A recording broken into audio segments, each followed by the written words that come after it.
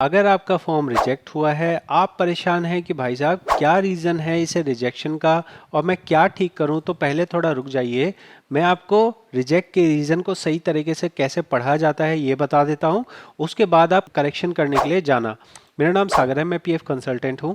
जो आपको कह रहा हूं ये मेरा 5 साल का अनुभव है, आप इसे मान सकते हैं। नहीं मानेंगे तो आपको बेकार में परेशान होना पड़ेगा। आप समझिए कि आपको जो रिजेक्ट का रीज़न है वो दो जगह से देखा जा सकता है। एक तो उमंग एप्लीकेशन है और एक वेबसाइट है। वेबसाइट में भी आपके पास दो वेबसाइट आती हैं। पहली वेबसाइट को मेंबर होम कहा जाता है। मेंबर होम में आप ऑनलाइन सर्विस पे आएंगे, ट्रैक क्लेम स्टेटस में आएंगे। जब आप ट्रैक क्लेम स्टेटस में आ रहे हैं, यहाँ आपको एक रीज़न नज़र आता है।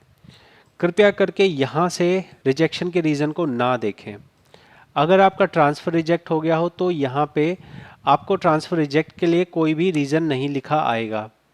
तो आपको अपना जो भी रीज़न रिजेक्शन का देखना है वो कहाँ से देखना है, वो सिर्फ और सिर्फ पीएफ पासबुक से देखना है। जब आप पीएफ पासबुक में आएंगे तो आपके सामने कुछ मेंबर होम इस तरह से खुलेगा। फिर आपको आना है क्लेम में, फिर आपको नीचे आना है, फिर आपको रिजेक्टेड क्लेम में आना है। रिजेक्टेड क्लेम में आके अब आप मेरी बात बहुत ध्यान से समझिए। आपको सिर्फ रीज़न नंबर वन पे ही फोकस करना है। रीज़न नंबर टू कुछ भी लिखा हो, ज़्यादातर केसेस में फादर नेम लिखा रहता है, बिल्कुल इग्नोर करना है। सेकंड नंबर रीज़न को बिल्कुल इग्नोर कर दीजिए। फर्स्ट नंबर रीज़न पे ही आपको काम करना है।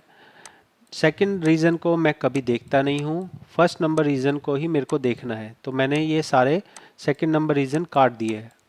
आप भी सिर्फ और सिर्फ फोकस करेंगे अपने रीज़न नंबर वन पे। जहाँ भी आपको रीज़न नंबर वन दिखाई दे रहा है उसको देखिए। अगर आप काफ़ी टाइम से अप्लाई करते आ रहे हैं, रिजेक्शन के अलग अलग रीज़न आपको नज़र आ रहे हैं, तो बेहतर होगा, दो ऑप्शन है। फ्री वाला ऑप्शन, पीएफ ऑफिस जाइए, वहाँ जाके लाइन लगिए। लाइन लग के आपको 1-1.5 मिनट का टाइम मिलेगा।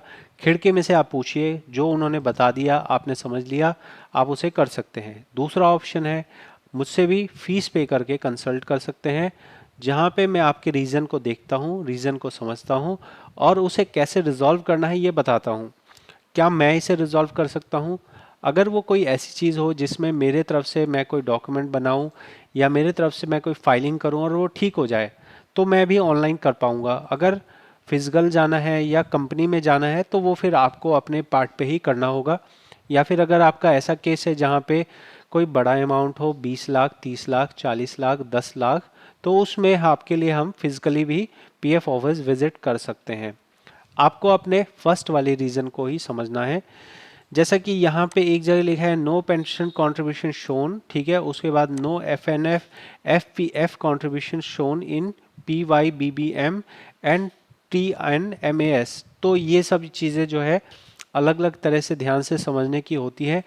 थोड़ा सा ये टेक्निकल लैंग्वेज लिखते हैं, थोड़ा सा ये आम लोगों की तरह कमेंट नहीं लिखते हैं। तरीका तो ये है भाई, कमेंट पूरा लिख दो और पूरा लिखने के बाद में आप कोई कांटेक्ट नंबर दो जिससे वो पर्सन आपसे बात कर सके कि भाई ये क्या लिख दिया, तो हमें बता दे।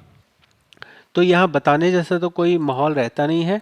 आप अगर सोचेंगे कि हम जो है ईपीएफओ के हेल्पलाइन नंबर पे बात करें, तो ये हेल्पलाइन नंबर में ना बहुत ही बेसिक जानकारी वाले, बहुत ही कॉमन जानकारी वाले कुछ लोगों को ट्रेनिंग दे दी जाती है और उनको बिठा दिया जाता है। ये कोई पीएफ अधिकारी नहीं होते, इन्हें कोई जानकारी नहीं होती है। इन्हें बस रटा रटा जवाब आता है कि आप पीएफ ऑफिस में जाइए या फिर आप ऑनलाइन शिकायत कर दीजिए, कंप्लेन लगा दीजिए। तो ये सब रटे रटाए जवाब होते हैं, इससे कोई भी आपका सॉल्यूशन नहीं होता है। आपको एक बार को सजेशन दिया जा सकता है पीएफ ग्रीवांस लगाइए, लेकिन ये सच्चाई है पीएफ ग्रीवांस की कि यहाँ पे भी आपको कोई इफेक्टिव जवाब नहीं मिलेगा। तो आपके लिए दो ही रास्ते हैं। आप नियर बाय पीएफ ऑफिस में जाके खिड़की पे जाइए और वहाँ जाके अपने रिजेक्शन के रीज़न को समझिए। 1-1.5 मिनट का आपको टाइम दिया जाएगा, क्योंकि आपके पीछे भी लाइन लगी होगी।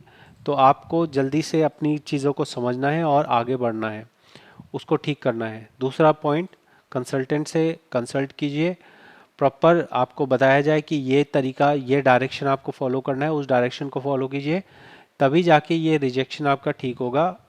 जब तक आप रीज़न ऑफ रिजेक्शन को ठीक नहीं करेंगे ये चीज़ आपकी ठीक नहीं हो पाएगी।